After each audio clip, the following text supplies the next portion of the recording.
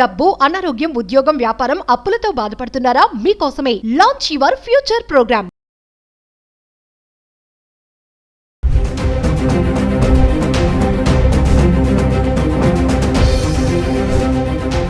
నమస్తే, welcome back to Suman TV. Present మనతో పాటు ఉన్నారు ఎనలిస్ట్ మందరి కృష్ణారెడ్డి గారు.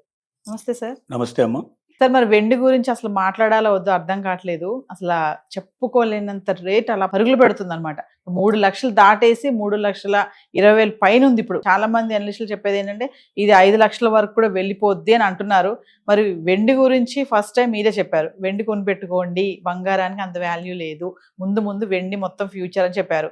మరి ఎందుకు వెండి ఇంతలా పరిగెడుతుంది అంటే మరి దీనికైనా బ్రేక్లు పడే ఛాన్స్ ఏమైనా ఉన్నాయా అంటే? సుమన్ టీవీ ప్రేక్షకులకి భారతదేశంలో ఉండే మీ ఏ ఛానల్ చెప్పకముందే, ఏ సోషల్ మీడియా చెప్పకముందే మనం ఇన్ఫర్మేషన్ ఇచ్చాం. వెండి పరుగులు తీస్తూ, ఈ పరుగులు ఎలా ఉంటాయంటే బంగారం కన్నా 10 రెట్లు, 20 రెట్లు, 50 రెట్లు కూడా ఎక్కువ పెరిగే అవకాశాలు. ఇప్పుడు మీరు ఒక సంవత్సరం కింద తీసుకుంటే బంగారం వెండిని పోల్చుకుంటే చాలా తక్కువ రేట్లో ఉన్నది వెండి.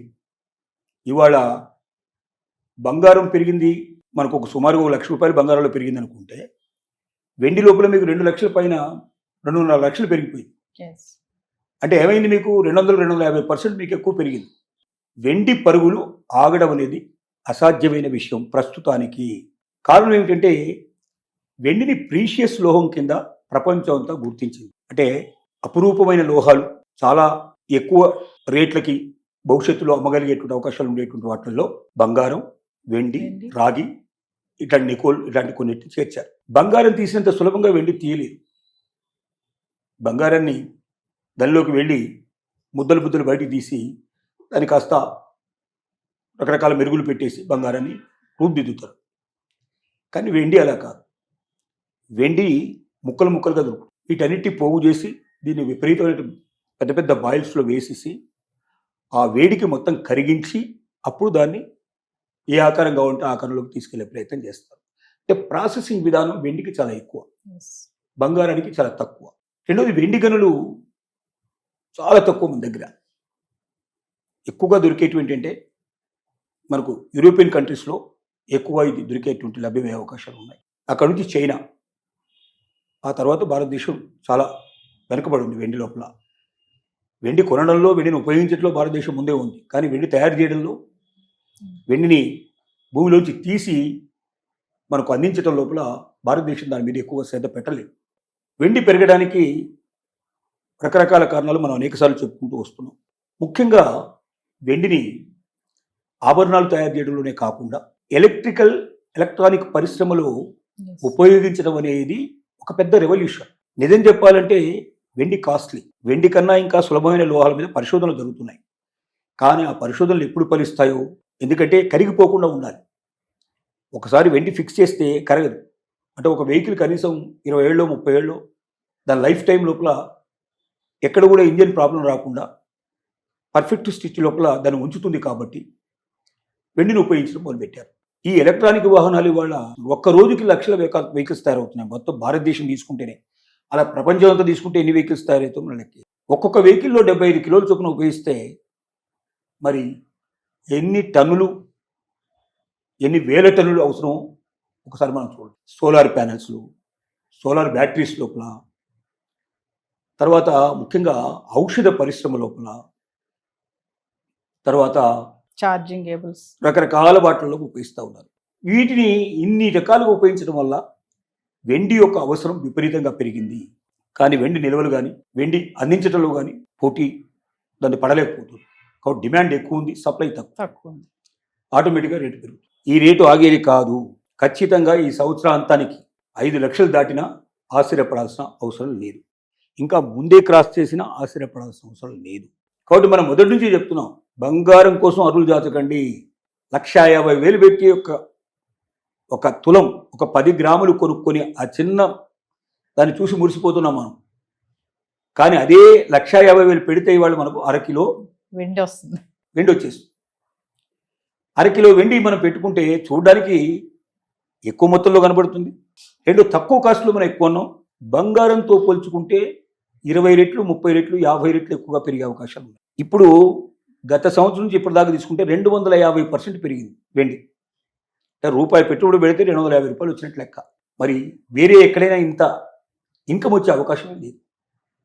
కాబట్టి ఇప్పటికైనా మధ్యతరగతి వాళ్ళు, దిగువ మధ్యతరగతి వాళ్ళు కళ్ళు తెరవాల్సిన అవసరం ఉంది. బంగారం బంగారం బంగారం అని వెర్రితలు వేయకుండా, బంగారం వైపు ఆలోచించకుండా వెండి కొనండి. తక్కువ ఖరీదులో వస్తుంది, ఎక్కువ బెనిఫిట్స్ ఇస్తుంది. తర్వాత వెండిని కూడా ఇప్పుడు అన్ని బ్యాంకుల్లో కూడా తాకట్టు పెట్టుకునే ఏర్పాట్లు చేశారు. బంగారం లాగానే మీకు అవసరం అయితే వెండిని కూడా తీసుకెళ్ళి మీరు తాకట్టు పెట్టుకోవచ్చు. మీకు డబ్బులకు డబ్బులు వస్తాయి, అవసరాలకు ఉపయోగపడుతుంది. తక్కువ ఖరీదులో మీకు ఎక్కువ నిల్వలు పెట్టుకునే అవకాశం ఉంటుంది. ఎంత ఎక్కువ నిల్వలు మీరు పెట్టుకుంటే, ఇప్పుడు బంగారమే 1 తులం బంగారం తీసుకున్నాం, ఇవాళ 1,50,000 రూపాయల పైన మనం 1 తులం బంగారం కొని పెట్టుకున్నాం అనుకుందాం. తర్వాత 3 లక్షల చిల్లర ఇవాళ మనకు 1 కిలో వెండి కనబడుతుంది. ఒకవేళ 1,50,000 తీసుకున్నట్టు మీకు ఒక 1/2 కిలో వెండి వచ్చింది అనుకుందాం సుమారుగా. ఈ 1/2 కిలో వెండి సంవత్సరం తర్వాత మీకు ఎంత అవుతుందంటే, ఈ 3 లక్షల రూపాయలు 15 లక్షలు అయ్యే అవకాశం ఉంది మీకు. కానీ మీకు బంగారం అట్లా కాదు. బంగారం ఎంత వేసుకున్నా మీకు 5 లక్షల దాకా వచ్చే అవకాశం ఉంటుంది. అంటే 10 లక్షల రూపాయలు డిఫరెన్స్ దాదాపు వస్తుంది. సుమారుగా చెప్తున్నాను సంగతి, ఎక్యురేట్ కాదు ఇది, కానీ సుమారుగా ఒక ఆలోచన రావడం. అంటే అంత డిఫరెన్స్ వస్తుంది. మరి వెండి ఏమో పనికిరాంది ఏం కాదు కదా, అంటడానికి వీళ్ళని వస్తువు ఏం కాదు కదా. మనకు కావాల్సింది ఏమిటి? పెరగాలి. కాకపోతే ఏంటంటే డిగ్నిటీ అందరి ముందు ప్రశ్నించుకోవడానికి మళ్ళీ ఆభరణాల రూపంలో చేయించుకోవాలనుకుంటే వెండి పెద్దగా పనికి రాకపోవచ్చు. కానీ మనకు భవిష్యత్తు లోపల ఎక్కువగా ఆర్థికాభివృద్ధి కావాలనుకుంటే, మనం పెట్టిన పెట్టుబడి మీద మనకు ఎక్కువగా లాభం రావాలనుకుంటే, బంగారం కన్నా వెండి మీద పెట్టుబడి పెట్టడం వల్ల డెఫినెట్గా చాలా రెట్లు ఎక్కువగా పెరిగే అవకాశం ఉంది. నిపుణులు చెప్తున్న మాట ఏమిటంటే, బంగారం కన్నా 100 రెట్లు ఎక్కువగా వెండి పెరిగే అవకాశాలు బాగా కనబడుతున్నాయి. అన్లెస్ వెండి బదులుగా ఇంకా ఏదైనా తక్కువ ఖరీదు ఉండే లోహాల్ని ఈ ఎలక్ట్రికల్ పరిస్థితులు, లేకపోతే సోలార్ ఎనర్జీ ఇట్లాంటి వాటిల్లో ఉపయోగించడానికి కనిపెట్టి సఫలీకృతం అయ్యేదాకా ఇది నడుస్తూనే ఉంటుంది. ఈ ర్యాలీ ఎక్కడ ఆగే అవకాశాలు లేవు. అది ఎప్పుడు వస్తుందో ఎవరికి తెలియదు. కాబట్టి 1 సంవత్సరం పక్క, 1 సంవత్సరం తర్వాత ఏం జరుగుతుందో మనం చెప్పలేం. కానీ 1 సంవత్సరం పక్క బంగారంతో అనేక రెట్లు ఎక్కువగా పెరిగే అవకాశం ఉంది. కాబట్టి అందరూ జాగ్రత్త పడండి. బంగారం కొనుక్కోగలిగే శక్తి ఉన్న వాళ్ళు కూడా కొంత వెండి కూడా కొనిపెట్టండి. ఆ శక్తి లేని వాళ్ళు వెండే కొనుక్కోండి. వెండి కొనడానికి హెసిటేట్ చేయకండి. మీకు అవసరాలకు ఉపయోగపడుతుంది. పిల్లల చదువుల కోసం, పెళ్లిళ్ళ కోసం, ఉద్యోగాల కోసం, దేనికైనా ఉపయోగపడే అవకాశం ఉంటుంది. ముఖ్యంగా మహిళలు సంతృప్తి పడే అవకాశం ఉంటుంది. ఎందుకంటే డబ్బు చేతిలో ఉంటే మగవాళ్ళు ఎప్పుడు ఏం చేస్తారో తెలియదు, దేంట్లో పెడతారో తెలియదు. అదే గబ్బుకున కొని పడేసుకుంటే దాన్ని పట్టుకుపోయి ఎక్కడో పెట్టే ప్రయత్నం, ఆడవాళ్ళ సలహా లేకుండా, ఆడవాళ్ళని అంగీకారం లేకుండా బంగారం కానీ వెండి కానీ తీసేసే పురుషులు తక్కువ మంది. అసలు లేరని కాదు, పశువులాగా ప్రవర్తించే వాళ్ళు చాలామంది ఉంటారు. కానీ మహిళలకు విలువిచ్చేటువంటి వాళ్ళే ఇంకా ఎక్కువగా ఉన్నారు. కాబట్టి మహిళలకు ఒక రకంగా ఏంటంటే దాని మీద ఒక శక్తి వస్తుంది. అంటే తన ఇంట్లో మిగిలిపోయిన డబ్బుని అనవసరంగా దేంట్లో పెట్టి, పరికరాన్ని టీవీలో పెద్ద పెద్ద కొనుక్కొని, ఎంత పెద్ద టీవీ అయినా కనబడేది అదే బొమ్మ. కానీ పెద్దది వస్తే ఊళ్ళో వాళ్ళందరూ చూసి చాలా కొద్దిగా గొప్పవాళ్ళు. ఈ గొప్పలన్నీ ఎప్పటిదాకా ఉంటాయి? మన దగ్గర ఉన్నంత కాలమే.